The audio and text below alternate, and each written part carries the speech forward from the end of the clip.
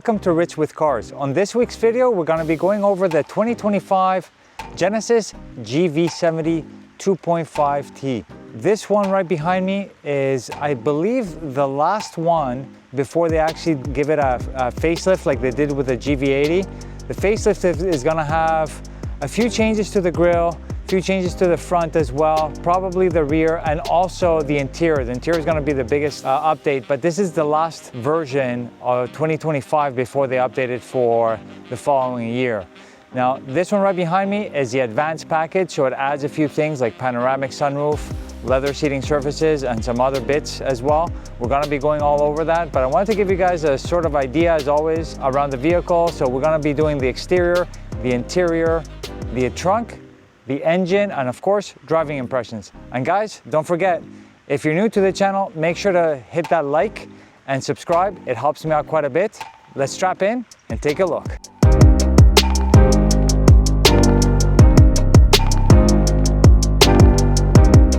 So the Genesis GV70 was first released in December of 2020 as a 2021 model year. This ended up being the second SUV from Genesis, being after the Genesis GV80, which was more of a full-size SUV. This one being more of a mid-size SUV, but in my opinion, this ended up being just as gorgeous, if not even more beautiful than the Genesis GV80. We know that the grille is now quintessential of Genesis. This basically, I call it the Superman grille, is something that you see across all Genesis models. And on this particular version, it's sort of like a chrome, dark chrome kind of look. Of course, on the Sport version, which is the 3.5T Sport or Prestige Sport, you can also get it on the 2.5 as well. You get more of a dark chrome finish on the grille. Nevertheless, still very eye-catching, and it does have quite a bit of presence in the front. The other thing that is also quintessential Genesis now is this double light feature over here that basically goes all the way around the vehicle and extends into the rear taillights as well. As you guys can see, you have 4 different LEDs there, and then you do have a air curtain here on the corner of the front bumper as well. Something else that I really do enjoy across all Genesis models is this design language that you see right here on the hood that basically starts off with a logo and then moves on to the back of the hood. These are 19-inch wheels. I'm not a big fan of the design. What I do like though is that you do get to see a nice caliper design right behind the wheel itself. The biggest thing that I love is the fact of the window trim. As you can see over here, it's not your prototypical window trim, so it keeps on going to the back and it doesn't wrap around the windows themselves. It just keeps on going to the rear, which is kind of nice. As I mentioned before, you get to see the dual lighting design aspect. You got some Genesis scripture without the logo, which is really nice. It's something that's becoming more and more common across luxury brands. Further below, one thing that I would probably say I'm not a big fan of is the fact that they went sort of like fake vent style to emulate how the front grille looks in black plastic, but they try to give it some sort of differentiated look as well. Something also that's pretty cool to keep the taillights nice and clean is that you have your reverse lights on each corner, so that's pretty cool. This being the non-sport version, you have sort of like this rectangular type of exhaust housing on each side. On the sport version, you have more of a rounded look, which gives it a more sporty design. The last thing that I'm not crazy about is this rear wiper. I think that they should have probably hit it a little bit inside the rear spoiler. So that's your key for the Genesis GV70. Very similar looking to the GV80, because I do own a 2021 Genesis GV80 3.5T Prestige. This is the Advanced 2.5T on the GV70, but you do see a few less actual buttons on the key, but the overall design is basically the same as you see on the GV80. You have your lock, unlock, your rear hatch opening. This comes standard straight from the factory, allows you to remote start the vehicle, and then of course that's your panic over here. So let's show you guys just that little functionality there of the remote start. So you just have to lock the doors and then hold this. So lock, and then hold.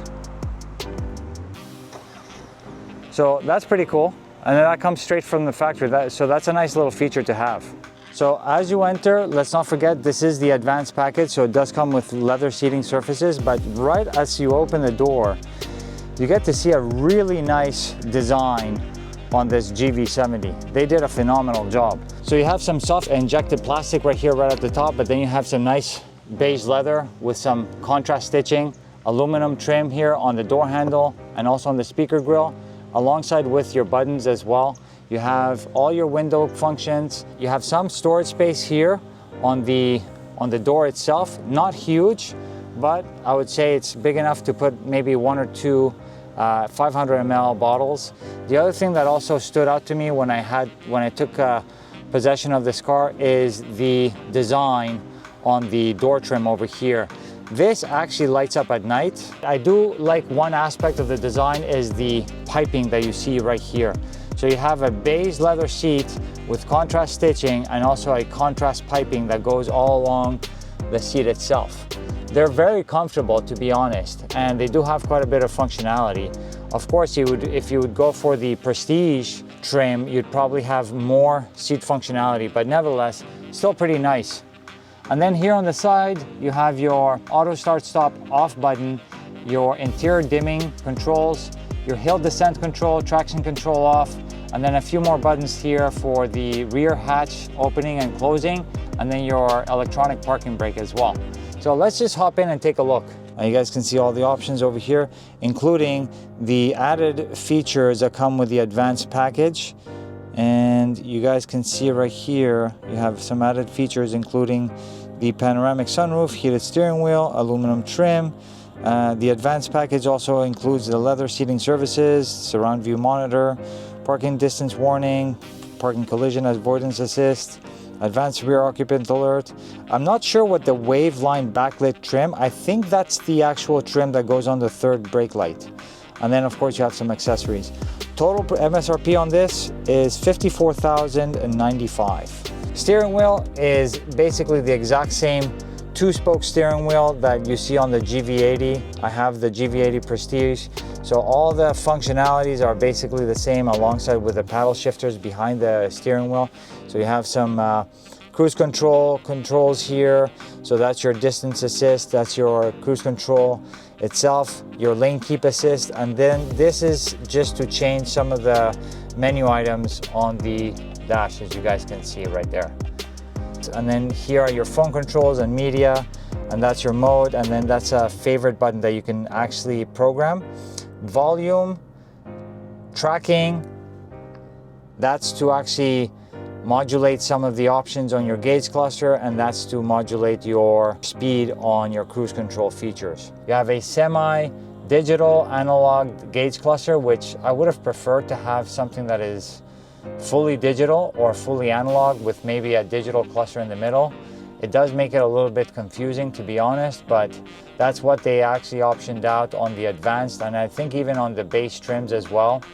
Of course, it does come with a few more options added to it in terms of safety features. You have your different functionalities.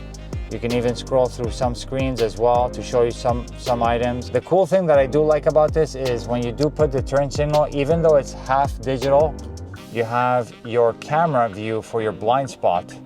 So when you put it to the right, it shows you the right.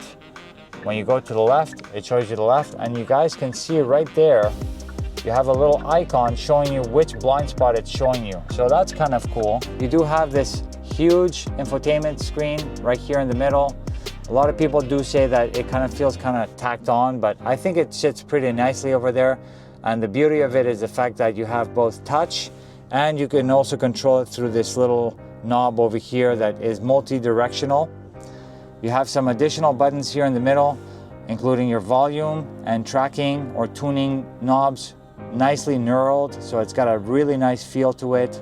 And then you have your parking assist over here button to turn it on or off for the parking distance control, and then your camera, 360 camera that you get to see. So you can even change some of the views as well. You can see the rear corners. You can see just the complete rear there, or another rear view from the top as well. And then of course on the right hand side of the split screen, you get to see the overall 360-degree view of the vehicle. Another cool thing that I do love about the Genesis models in general is the fact that they have a good mix of physical buttons with digital. On the new ones though, I believe they're gonna be fully digital, so they're gonna take that off, unfortunately. Nevertheless, you have a nice little knob over here for temperature control, all your different HVAC controls right here in the middle, including your heated seats as well. The other thing also that you get to see here in the middle, which is not very prominent, is your different drive modes. So you can scroll through here and I'll show you on the gauge cluster what drive mode you're in. So basically you have 5 different drive modes.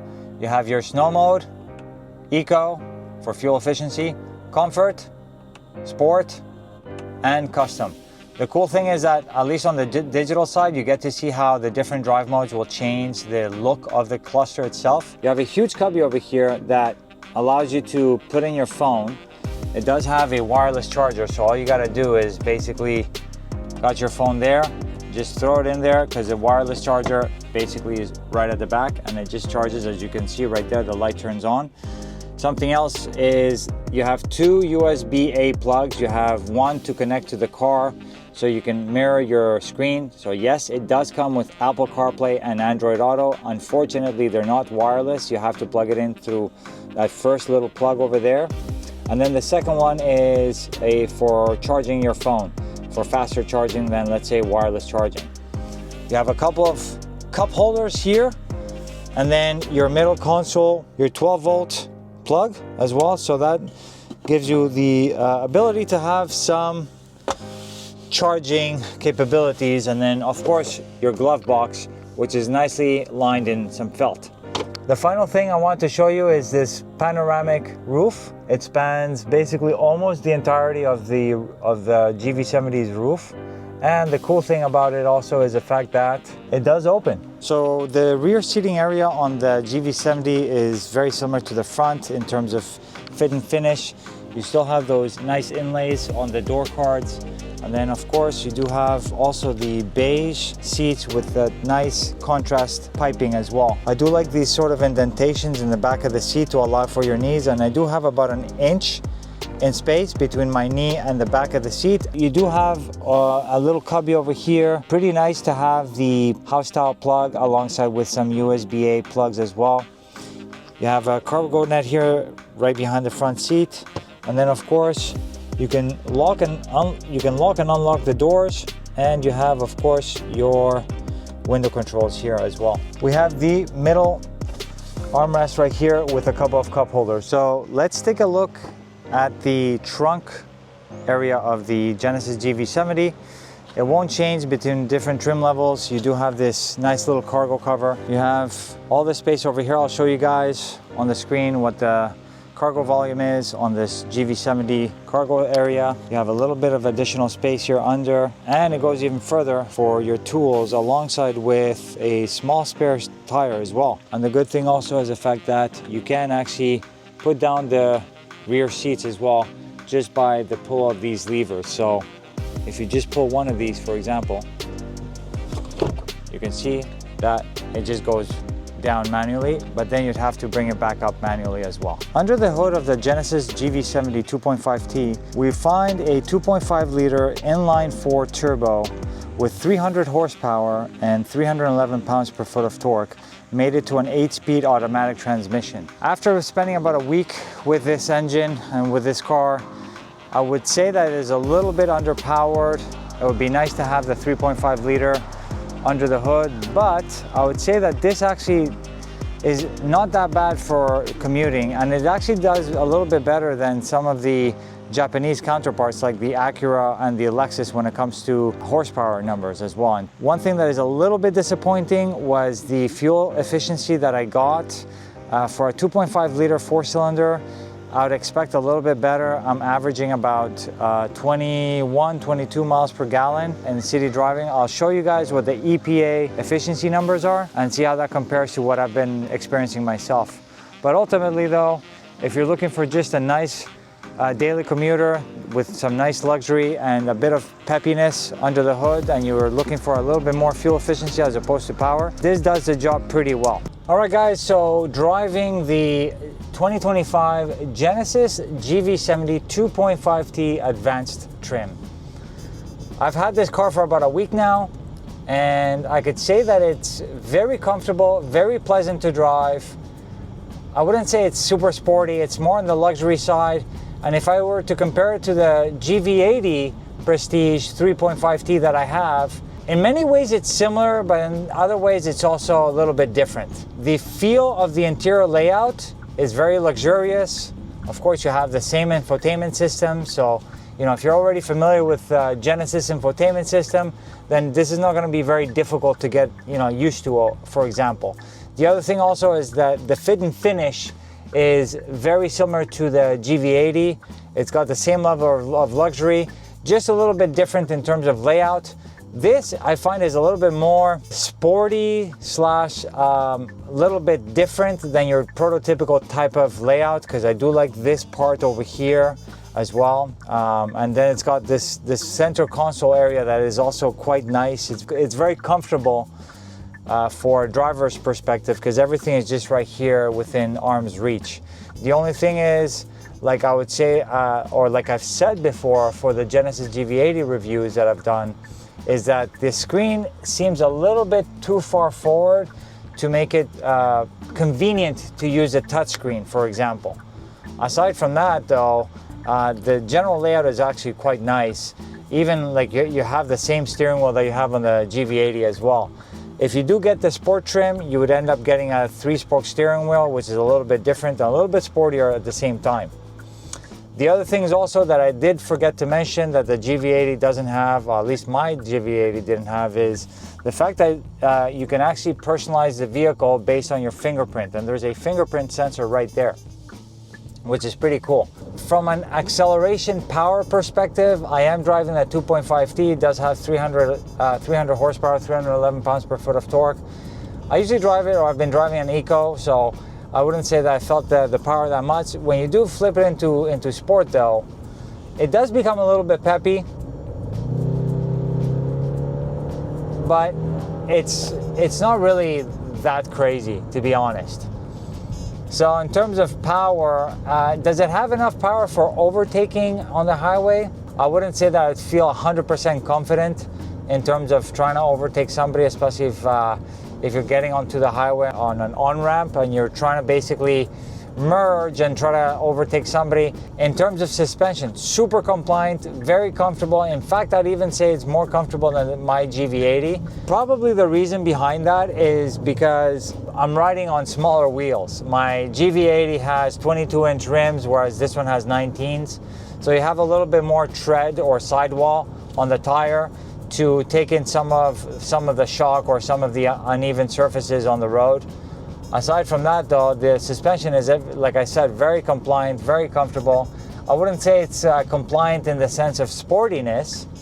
I'd say it's compliant in the sense of luxury and comfort from that perspective.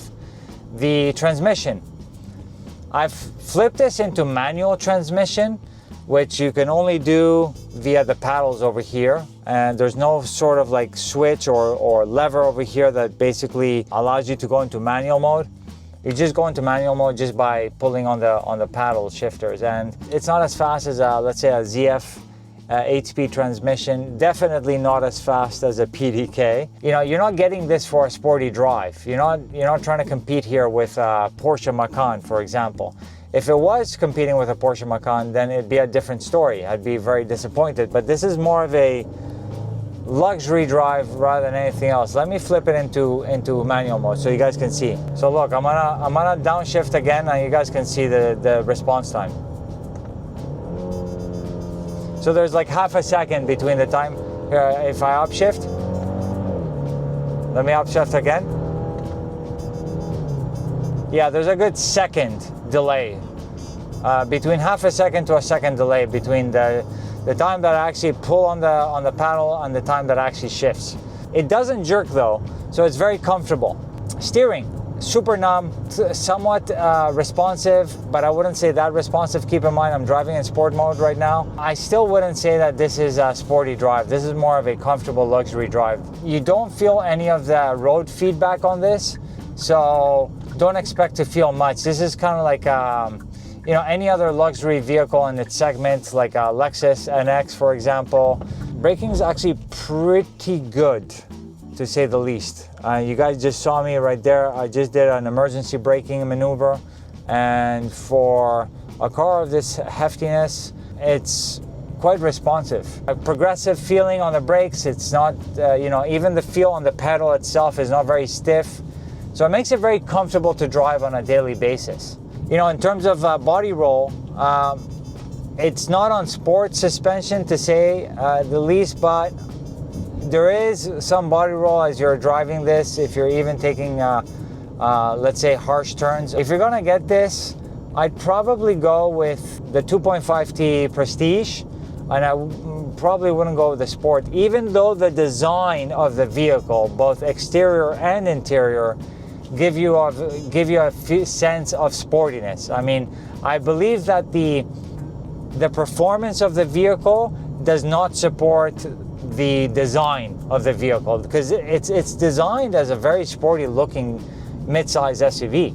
So, but ultimately, I mean, I don't think I'd spend all the money to get the 3.5T on this. I'd probably just get this as a daily driver. Get the 2.5, because you're not going to be speeding and hitting back roads with this.